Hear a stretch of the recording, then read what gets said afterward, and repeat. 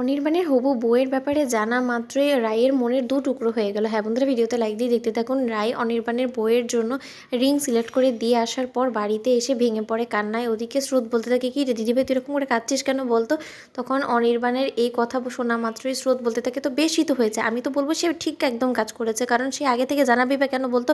সে কি তোর কাছে এতটাই বাধ্য হয়ে গিয়েছে নাকি যে সে সব কিছুই তোকে সিক্রেট সব কিছু শেয়ার করবে? তোদের মধ্যে কি এমন সম্পর্ক তৈরি হয়ে গিয়েছে যে উনি তোর সাথে সব কথাই শেয়ার করবে? দিদিভাই আমার মনে হয় তুই শুধু শুধু কাঁদছিস, এটাতে আমি কোনো রকম কোনো কিছু আগামাথা খুঁজে পাচ্ছি না। আমার মনে হয় না যে তোর এটাতে রাগ করা একদমই সাজে, কারণ সে যা করেছে সেটা তার ব্যক্তিগত পার্সোনাল ডিসিশন, আর তার ব্যক্তিগত লাইফে তুই ইন্টারফেয়ার করতে পারিস না, কারণ সে এখতিয়ার তোর নেই। তুই সেটা ভুলে গিয়েছিস, তুই সাধারণ একটা এমপ্লয়ি মাত্র। তুই তো আমাকে সবসময় বলিস যে তার পার্সোনাল লাইফ তাকেই বুঝে নিতে হবে, তুই তার পার্সোনাল লাইফে ইন্টারফেয়ার করার কেউ না। তার সত্ত্বেও তুই কেন এরকম কাঁদছিস? আমি তো সেটাই বুঝতে পারছি না। তোর কি খারাপ লাগছে কোনো মতে? দিদিভাই আমি যদি খুব ভুল না হয়ে থাকি, তার মানে কি আমি এটা ধরে নিব যে তোর অনির্বাণ সিনহার প্রতি একটা উইকনেস তৈরি হয়েছে কোথাও না কোথাও, তুই ওনার প্রেমে পড়ে গিয়েছিস এরকম কোনো কিছু? তখন রাই বলতে থাকে যে না না, ছি ছি স্রোত, তুই বড্ড বেশি পাকামো করছিস আর তুই বড্ড বেশি ভেবে ফেলছিস। আমার মনে সেরকম কোনো ভাবনা চিন্তা তাকে নিয়ে নেই, কিন্তু তা সত্ত্বেও আমি শুধু এমনি এমনি ভাবছিলাম যে আমি তো অনির্বাণ স্যারের অনেক ভালো বন্ধু। অনির্বাণ স্যার সবসময় নিজে থেকেই বলে, তো সে তো এক না একভাবে আমাকে একটু হলেও হিন্ট দিতেই পারতো। সে আমাকে আজকে যেভাবে ওই জুয়েলারি শপে যাওয়ার পর আমাকে অদ্ভুতভাবে এই কথাটা বললো, তারপরে না আমি ধাক্কাটা সামলে উঠতে পারিনি, তাই আসলে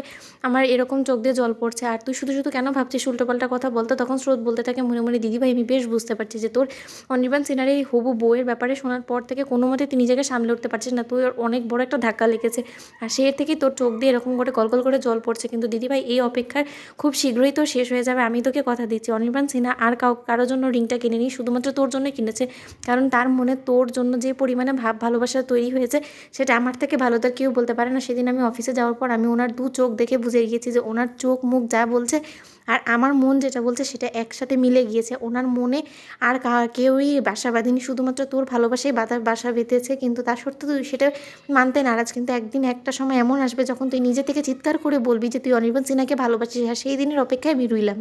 ওদিকে অনির্বাণ বাড়ি ফিরে শর্মিকে বলতে থাকে, জানিস তো শর্মি, আজকে রায়ের মুখটা দেখার মতন ছিল। আমি রাইকে এমনভাবে বোকা বানিয়েছি। আমার অবশ্য খারাপ লাগছিল রাইকে বোকা বানানোর সময়, কিন্তু তারপর আমি একবার ভেবেছি যে রাইকে যখন আমি সারপ্রাইজটা দিব তখন তার রিয়াকশনটা দেখার জন্য আমি এতটুকু অন্তত তাকে রাগ করাতেই পারি, তাই না শর্মি? তখন শর্মি বলতে থাকে, বাবা আমার দাদাভাই এতটা রোম্যান্টিক কবে থেকে হয়ে গেল? আমি তো কোনোদিনও কল্পনাও করিনি যে আমার দাদাভাই এতটা রিলেশনশিপ নিয়ে সিরিয়াস হয়ে যাবে। তখন অনির্বাণ বলতে থাকে যে না, অনেকটা জীবন তো একাকৃতভাবে কাটালাম, আসলে প্রথম ধাক্কাটা সামলে উঠতে উঠতে আমার অনেকটা দেরি হয়ে গিয়েছে। এখন যখন আমি দ্বিতীয়বার একটা চান্স নিয়েছি, এইবার আমি আর কোনো ভুল করতে চাই না। এবার আমি অনির্বাণ সিনহা রায়কে আঁকড়ে ধরে বাঁচতে চাই জীবনের শেষ নিঃশ্বাস পর্যন্ত। আমি শুধু তাকেই ভালোবেসে যাব, আর সেই প্রতিশ্রুতি আমি তাকে দিব।